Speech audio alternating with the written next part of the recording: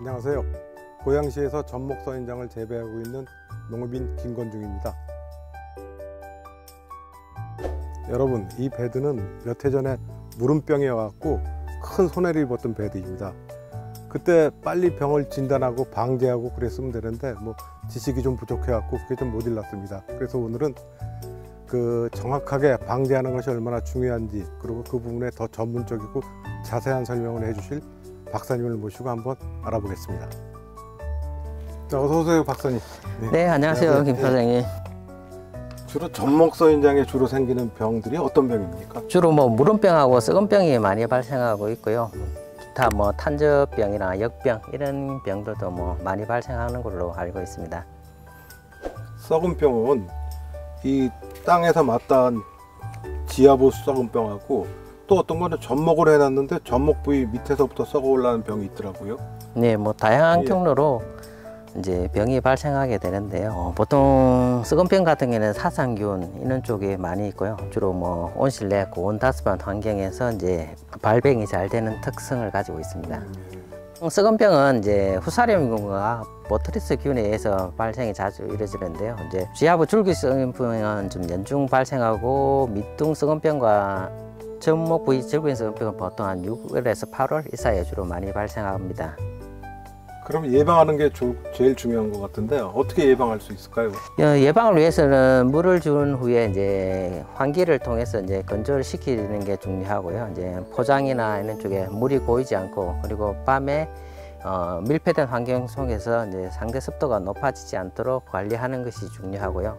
그 다음으로 이제 토양방과 배지에 있는 균들을 이 번식을 억제하기 위해서 이제 건조하게 관리하는 것이 좋습니다. 또한 적용 약제를 예방 차원에서 발생 시기에 앞서서 한 달에 한 번 아니면 2번 간격으로 살포해 주면 아무래도 이런 썩은병 예방에 큰 도움이 될 것 같습니다. 네, 저도 박사님한테 작년인가 재작년쯤에 그런 말씀을 듣고 병이 발생하기 전에 살균제도 꾸준히 치고 물 주고 환기도 열심히 좀 시켰더니 그나마 요즘 좀 난 것 같더라고요. 네, 아주 잘하고 계시네요. 근데 대표님, 만약에 썩은병이 많이 발생하면 어떻게 해야 하는지도 알고 계신가요? 일단 썩은병이 생기면 그 생긴 제품은 무조건 뽑아서 없애버리고 그 주변에 흙을 파냅니다. 네. 파내고 흙도 새로 집어넣고 살균제도 다시 치고, 살균제는 한 일주일에 한 번 간격, 일주일에 한 번씩 한 2, 3회 치고 난 다음에 건조하게 유지하려고 노력을 하고 있습니다. 네, 아주 잘 기억하고 계시네요. 잘 될 것 같습니다. 박사님, 얼마 전에 이렇게 생긴 이 병반이 생긴 선인장을 봤는데 이거 무름병 아닌가요? 예, 이거는 무름병이 맞는 것 같습니다. 그럼 무름병이면 이거 어떻게 방제해야 되나요? 이거 세균에 의해서 감염된 거죠? 네, 맞습니다. 이제 병원균은 세균성으로 생육 저온이 한 32도에서 35도 사이에서 토양 속에서 장기간 생존을 하다가 식물의 상처나 관수를 통해서 많이 전파됩니다. 특히 기온이 높고 이제 다습한 여름철 환경에서 많이 발생하니까 각별히 주의가 필요합니다. 저는 이 무름병을 예방하기 위해서 토양도 다 살균한 건 물론이고 2월 상순, 6월 상순에 살균 소독을 다 했거든요.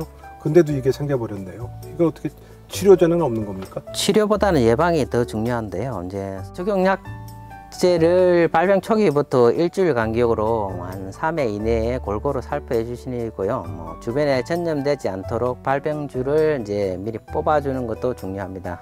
무름병이 심해지면 방제 효과를 기대할 수 없으니까 미리 예방하는 것이 무엇보다 중요합니다. 대표님, 삼각주가 지금 아주 건강해 보이는데요. 바이러스 예방을 위해서 엄청 노력하시나 봐요. 삼각주에 바이러스가 많이들 들으니까 항상 바이러스를 예방하기 위해서 노력 많이 하고 있습니다.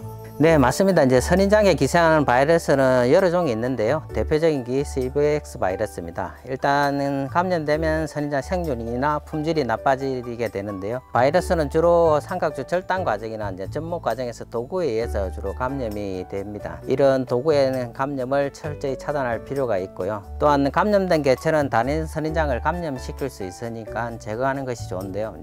그리고 이렇게 바이러스를 걸렸는지 안 걸렸는지 판별하기 위해서는 이제 육안으로 일반적으로 확인할 수도 있고요. 이제 PCR 기계를 통해서 감염 여부를 확인할 수도 있습니다.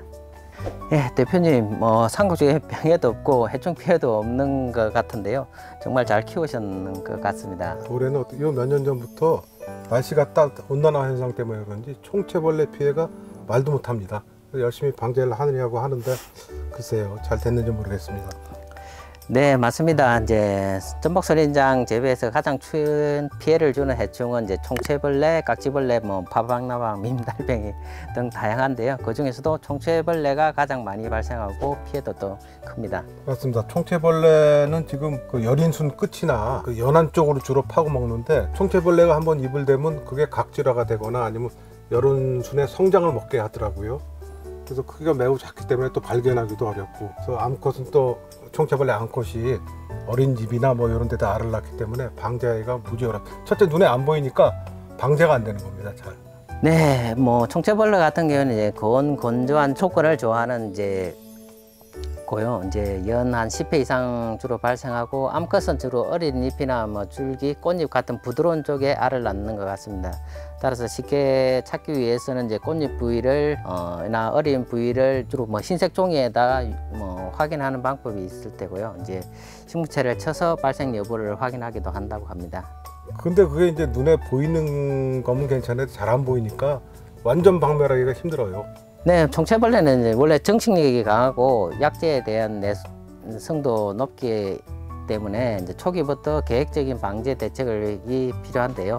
시설 측면에서는 한랭사를 설치하고 황색 점착 트랩을 설치해서 발생이 확인되면 약재를 골고루 뿌려주는 게 가장 중요하다고 할 수 있습니다. 대표님은 어떻게 없애셨나요?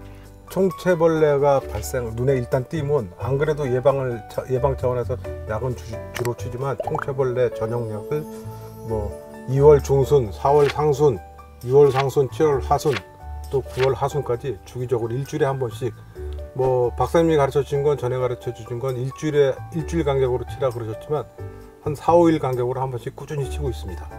와, 100점 만점인데요. 완전 잘하셨습니다. 대표님, 혹시 깍지벌레 때문에 고생한 적 없으신가요? 아유, 말도 마세요. 깍지벌레는 한번 생기면 얘가 꼭 생장점을 딱 입을 대더라고요. 그럼 생장이 딱 멈춰버려요. 그러면 깍지벌레 신경 안 쓰고 있다가 그냥 한 줄 성장 먹는 건 시간 문제예요. 그래서 엄청 고생했습니다, 저는 옛날에. 예, 맞습니다. 깍지벌레는 잡식성 흡적 곤충으로 선인장에 심각한 피해를 주는데요. 거의 연중 발생하는 데다가 약재 내성이 높아서 성충이 산란을 거듭해 방제가 특히 어렵습니다. 네, 그래서 저는 깍지벌레의 전성기인 3월 상순부터 3월 상순, 그다음 5월 상순, 7월 상순, 네 번째는 8월 하순에 방제를 하고 있습니다. 마찬가지로 일주일에 한 열흘 사이 간격을 두고 한 3번 정도 살포하고 있습니다. 약액이 충분히 묻도록. 네, 잘하셨네요. 깍지벌레 역시 계통이 다른 약재를 교차로 사용하면 더 효과를 볼 수 있다고 하니까 이 점도 꼭 기억해 주셨으면 좋겠습니다. 박사님, 이거 저 옆에 농장에서 피해를 입은 건데 이게 무슨 벌레죠? 예, 이거는 설인장이나 다육식물에 큰 피해를 주는 파박나무에 의한 애벌레 피해인데요. 특히 건조한 해에 많이 발생하고, 유충은 잎을 군데군데 먹었고, 성충은 잎 전체를 먹어서 상품성을 떨어뜨린다고 합니다. 전용 약재를 살포했는데도 안 듣는다 그러더라고요. 이 파박나무방은 약재에 대한 저항성이 매우 강하기 때문에 특히나 방제가 어려운 해충에 속하고요. 따라서 약재에 대한 내성을 가지기 전에 방제하는 것이 중요한데요. 약재 살포는 3월 상순과 4월 하순에 하고, 7월에서 8월 하순경에 적용 약재를 다시 한 번 더 살포해 주는 것이 좋습니다. 또 발생이 많을 때는 일주일에 열흘 간격으로 2, 3회 정도 약재를 사용하는데요. 이때는 계통이 다른 약재를 교차로 사용해야 큰 효과를 기대할 수 있습니다. 포집기를 온실에 설치해 나방을 제거해 준다면 더더욱 큰 효과를 볼 수가 있습니다. 네, 오늘 병해충에 대해서 오늘 아주 확실하게 공부했습니다. 감사합니다. 네, 하지만 전목선인장 연구자로서 한 가지 더 당부를 드리고 싶은 게 있는데요. 전목선인장에는 등록된 약재가 많지 않습니다. 따라서 농장 전체를 사용하기 전에 먼저 적은 면적의 약재를 살포해서 그 효과가 있는지를 확인하시고 사용한다면 조금 더 안전하게 사용할 수 있다는 사실을 꼭 기억해 주셨으면 좋겠습니다.